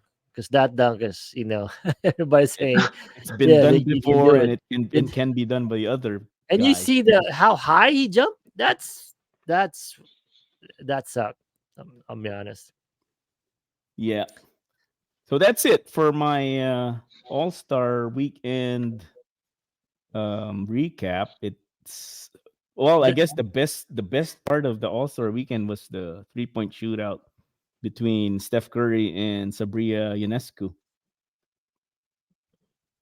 Yep. That Yeah. was Well, I think yeah, that's a highlight. I mean, three points contest is always good. I think because it's you're looking competitive. forward. It's Yeah, competitive. you're looking forward what they're gonna score. I think that's why it's still there. Okay. Well, Anything that's else it on for you? me. Yeah, that's it for me. Brandon, we'll let you go because it's 10:15. We don't want to Yeah. keep you here too late. Thank you so much. You have young Thanks, kids, Brandon. so yeah, Yeah, glad to no, have thanks. you. Yeah, Yeah, go thanks ahead. again for having me on. Hopefully I can get one or even all three of you over to my page for a little topic discussion. Yeah. But yeah, thank you again so much. I've really enjoyed it. It was nice meeting you too, Pat. Again, always great to see you. But I've really enjoyed the experience, and I'm looking forward to connecting again with all of you going forward. So Yeah, thank you. maybe a beer somewhere in Michigan when I go visit all four of us. Get a pint or I'll have something. a water with you. I don't drink anymore, but Yeah, Yeah. yep. I'll have a I'll bring water a with you. non-alcoholic bring beer for you. I'll put Yeah, that. yeah. So There how we about go. that? There we go. Yeah. All I right. guess Thank that's you, a Brad, great and good idea. luck. Let's get together And one good luck day on your and YouTube channel. Yeah. yes. All right. Good Good Thanks, luck, luck. guys. Brandon. Thank you Thank so you. Thank much. you. All right. So, Gus, your turn now for the last segment of the show called No Dumb Questions. Remember, no dumb questions. Only the questions are not asked are the ones that are dumb. Let's run the reel first.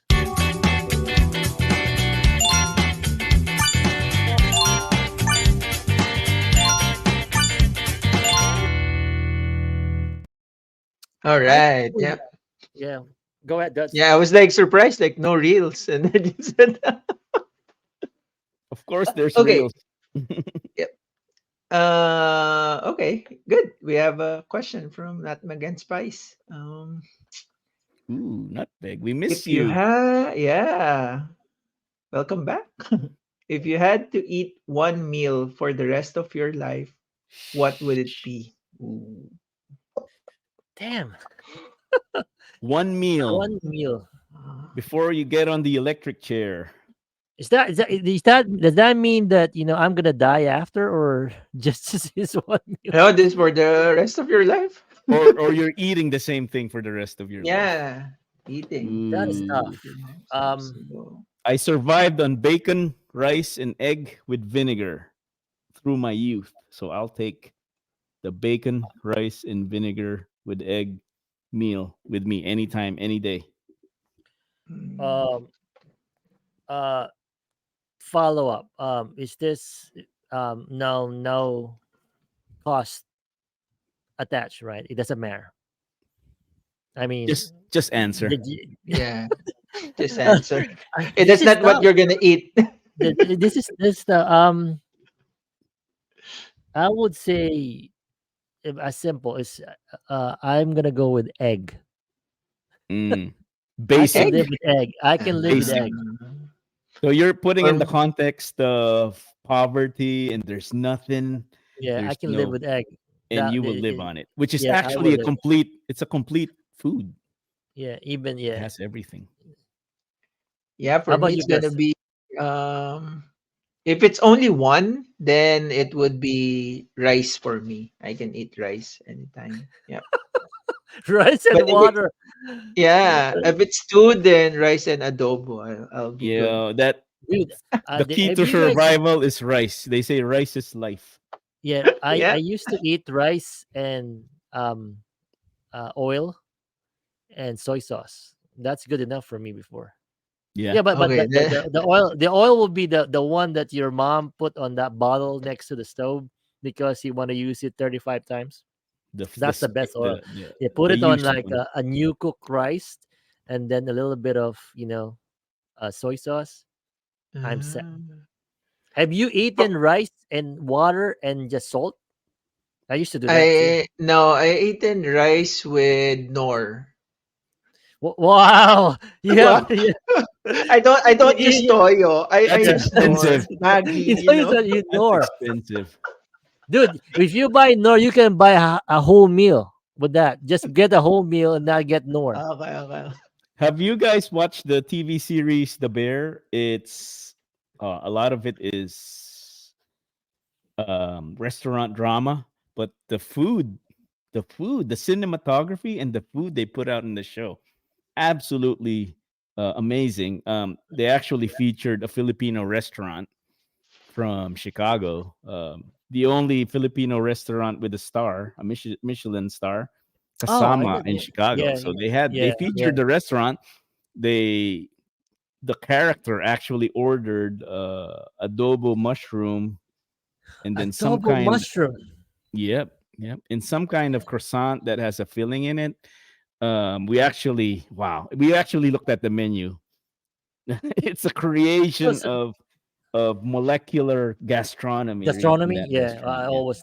But they So, also have a bake shop. They also offer the basic tapsilog and all the basic stuff for their morning menu. what's a Filipino dish that requires molecular gastronomy? Oh, they put it on in that Halo restaurant. halo. Even You the have halo to, halo yeah, it in has to be that halo halo restaurant. is the number one, right? In that So restaurant, they do that. Yeah. I cooked yesterday a deconstructed kare kare. I should have Wow, So posted a picture. deconstructed. Yeah, I should there have you go. posted. Yeah, I That's should your have posted first a step picture. in getting a star. Yeah, is right. So Gus is laughing. What's a deconstructed kare kare? What's a deconstructed kare kare? Like So you assemble it. You have assemble it. the Yeah.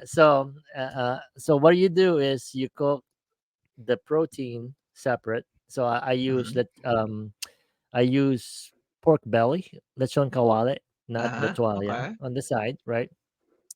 You prepare the vegetables, like Okay. you Steam fry. it.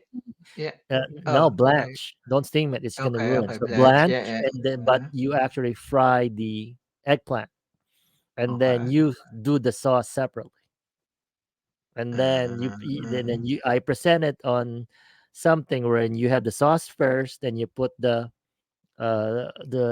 vegetables, and then the protein, and then when it is ready to eat, everybody's just gonna dig in and mesh it up. Sounds like a long process. I think the mhm. kare kare will they'll mix together when you eat it. So it will It will mix together, it will mix but I think together. it's easy for me. It's more about it's actually easier to make. It's less messy. Also, 'Cause, Yeah. maybe the veggies will stay fresher and not Yeah. overcook. I Yeah. correct, guess. Yeah, Yeah. correct. yeah. And you can put it in the fridge separate. Then it doesn't. Yes, You yes, can eat it absolutely. That's what later. we Then did, and yeah. we eat it again tonight Yeah. because Yeah. we separate.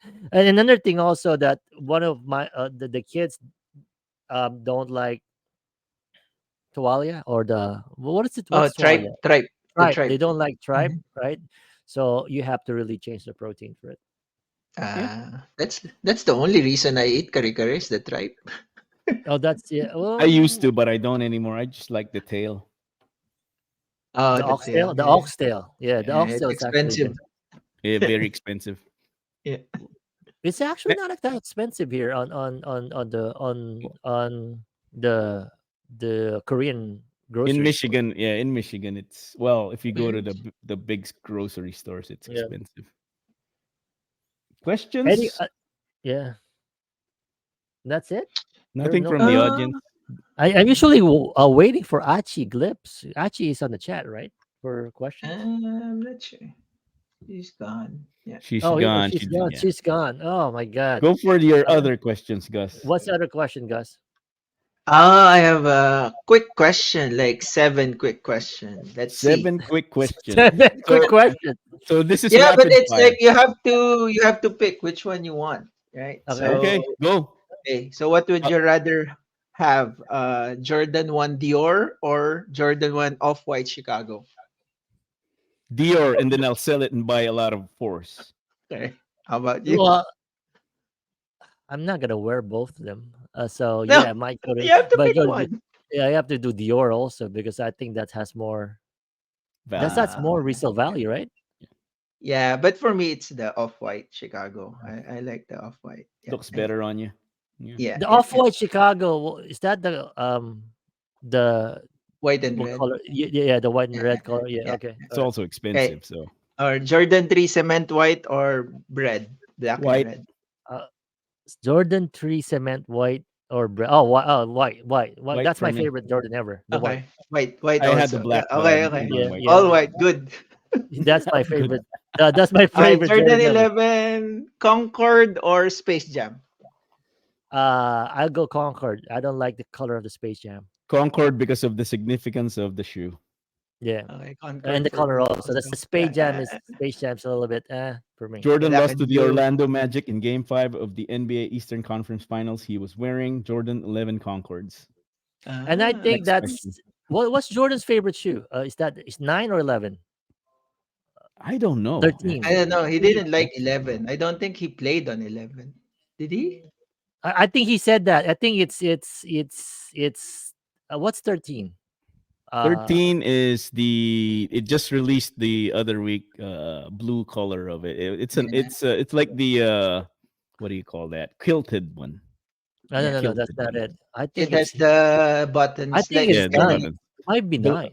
By the way, belated happy birthday to Michael Jordan. He just Oh, celebrated his happy birthday, birthday. Yeah. February birthday. All right. Yeah. No, Okay, nobody likes Voltes this. 5 or Dimos? Wait, Voltes Voltes 5 5 or or Dimos? For a Dymos? Oh toy. shoot. For a Shoot. toy? Yeah. For a toy, Uh, Dymos. I'll answer Dymos. I will go Voltus 5. Uh, Dimos for me. Yeah. Okay. I will go Voltus 5. Yeah, it's just Okay. most nostalgic for me. Voltron Lion or Vehicle Force? Oh my God, Voltron Lion. Vehicle Uh, Force sucks. There's so many of them. How many? 25? Yeah. I'll do vehicle plus a vehicle because I watched more of the vehicle. Really? Yeah, Vehicle I Yeah, Force. don't Yeah. I don't I want. I see. mean, that for me that's a bad show. man, I just look forward to the How about Saturday you or guys? What are you? Lions or Vehicle Force? Vehicle Force. Yeah, yeah, yeah. Why? vehicle for I me. like the toy. The toy I Oh, like. you're Yeah. looking at the toy. No, because I don't watch that. That's probably why. Because I like the I grew show. up with I like the show. I grew up with Voltron Lions. I can Okay. still name the 5. Name 5 Voltron The members. color. Okay. No, not color. Color is Uh, 80. Mr. Coops, Toto. name the five But Voltron okay, let's see. robots. Go for it. The Voltron. Let me hear. Black is Keith. Uh-huh. Green is Lance. Um. Uh. No. No. No. Red is Lance. Green is Pidge. Yellow is Princess Aurora. And no, blue is Princess Aurora. Sorry, Yeah. water. Yellow is shoot. Big guy, fat guy. Big Pidge. Bird. No, that's Voltus 5. Uh, Keith, Pidge, Lance. Not shoot. Sparks? Sparks. What do you mean No. Sparks? The director says Sparks. There's no Sparks there. Your time just run out. Yeah. What's the name of the Yeah. 5th one? Wait, because Blue wasn't the princess yet, right? It was Oh Lance. yeah, It was, but yeah, no. Blue was the guy who it's not Lance, the guy who left. Shoot, but he came back after. uh, But before Princess Aurora, there's a guy. There's a guy with the long hair. see, So imagine if you pick Vehicle Force. That's a lot of. That's what there are 25 of those people who for drive them. Lion Force, there's Keith, there's Lance, there's Pidge, Pidge, there's Hunk, there's Hunk. Princess Allura, Uh, Hunk. there's What's the other guy's name? there's Uh, Sven. Sven. Yes, Sven. Sven. The guy with an accent. Yes. Yeah. So Okay. those are the characters. Vehicle team, there's a lot like Jeff, Rocky, Wolo, Chip, And then 25 others. and many others. Next What's question. your name? okay, last question. Black or brown leather shoes? Jesus Christ. Depends on what you're wearing. That's a No. If you're gonna pick only one. Ah, yeah, Brown, yeah. brown, Yeah. Uh Brown for me too. brown. uh yes, I don't know. I mean yeah, I say brown Yeah. because Yeah. yeah, I have more brown belts than black. It all depends on the And belt. brown socks. Any other questions? The audience are actually said, "What the heck are these guys?" If your life was a YouTube video, what would the title be, and what kind of thumbnails you would use to capture the essence of your daily adventures? Dang, who wrote this thing? Your life. Oh, TJ wrote it. Who did this? If your life was Is the director send this? So just Well, I answered this one. uh our guest Brandon, the name of his YouTube channel is Illuminate, Navigate, Radiate. That is very tough to to follow with our own name. Right? Do it have to be 3 pillars also? No, if you want, I mean, if you Uh, want 3 uh, pillars, I'll just because we talked about sneakers, I'll put in Soul Magic would be the name of my YouTube channel, and it will Soul be Magic. trying to sell Gus's sneakers to buyers and trying to get a deal. So the whole premise of the YouTube channel is trying to sell Gus's sneaker collection to buyers and trying to get a good deal. They're not Ah, my Uh, sneakers because I don't have a big collection. uh, Mine is gonna be named uh persistence. wow, Uh, persistent. Persist. Grace has um, been awfully quiet. I Yeah, bet if she heard that, she'll make a comment. yeah, persist. because Persistent. Mine, yeah, mine would be simple. It's like my motto in life, katuga, kain, tulog, gala. that's three pillars, dude. Kain tulog. Yeah, Di katuga. yeah, yeah. There you go. My three pillar. Yeah, that's right. So can we translate that into English? Katuga, kain, tulog, gala. Kain is eat. Is Eat. that your version of eat, pray, and love? Katuga is eat, Yeah, eat, sleep, sleep, and and what's gala? Go what's out, gala? go out, Go out or leisure? travel.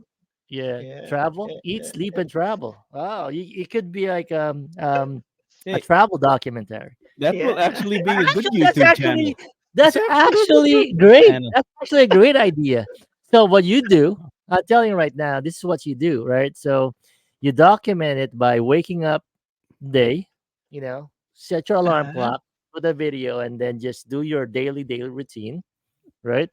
And then you go out. Let's say you go to mall. You actually take videos of where you've been, and then after that, you actually take a video before you sleep. That I Yeah, bet you're gonna get a lot of viewers with that. That yeah, actually makes sense, Gus. That's actually a great idea. I'm Yeah. surprised. yeah. TJ is saying we can make that a short video, A but short. Yeah, there there you Yeah, should go. be a long format and the short format for that. Yeah. I think you should do that. I think you should try to do that. All right. Any other questions? Oh, all right. We made it. Oh, wait. There's another one. Oh, there's another way. If you're Who's asking these questions? If your It's content was coming for urban bandits, I bet. if your content, are you is Urban Bandits really prevalent? He prepared. If your content was a flavor of ice cream, what would it be, and what kind of toppings would you all just add to make it extra entertaining? ooh. Ah. Uh God damn it, Urban Bandits. Wasn't there an ice cream? Oh, this is my answer. Wasn't there an ice cream that was bagoong flavor and then green mango Ew. flavor in the same ice cream, and it was actually good? Really? So sour and salty, and put a little spice in it. That will make up the content that we have, right? That's Wow. yeah. That's I'll Um, have to find that on the Insta. bagoong. I will say, for me, uh, I always like cold and hot, right? So ice cream is probably pistachio or even vanilla, and then you put a hot or like a freshly baked um brownie there, so that so that it's contrast, right? Because on our content there's always been the two sides, right? So that's really the hot and the cold. Yeah. For me, it's gonna be like Death by Chocolate. So it's dark chocolate with almonds, and then I'll probably put like condensed milk as a topping on it. So Wow. what okay, tell us why is that? Because of your content. Yeah, because TJ said actually so, that's so what you I'm can gonna sleep do after after. the show. That's what I'm gonna eat. But I'm not gonna put condensed milk. I'm gonna put whole milk and then make it a That's shake. sweet, dude. Yeah, so it's just sweet on No? sweet. Yeah. Yeah. All right, any Uh, other questions? Urban Bandits, how many questions did you prepared for us? He's done. Okay. We're over over time. 2 hours now. We're over Wow. time. Yeah. Okay, well, thank you guys for listening and bearing with us. This has been great. We learned a lot from Brandon, and just a reminder, next week we have a special guest. Gus has prepared a special guest for us. We're Ooh, going that's back next to a week. Twitch streamer next week. Oh, Wow. is it So next? Wow, next yeah, week. so It is the so 26th next week. Yes. it is Lily C Rose. So hang on tight. Gus is gonna have a lot of spicy question for Lily, and hopefully we're gonna learn a lot more. So thank you guys Thank you. for tuning in for the guys next door. This is Mr. Coops saying goodbye. Go ahead, Goodbye. guys. Say goodbye. Thank Night. you, Goodbye, everybody, everyone. Good night. Bye. and have a good Monday. Get the rest of the week. Thank you so much. Uh, All cue right. credits, actually. Crew credits. You got it? Yeah, I got it. Okay. I'm gonna Have do a it. good night. Thank you. Thank you, everybody. Have a good Are you night, gonna everybody. raid out to Yeah, are we Bert? rating? No, we're good. And now I No, okay. realize I've tried 1,000 tries, and maybe other guys. I've tried 1,000 tries. I've tried 1,000 tries.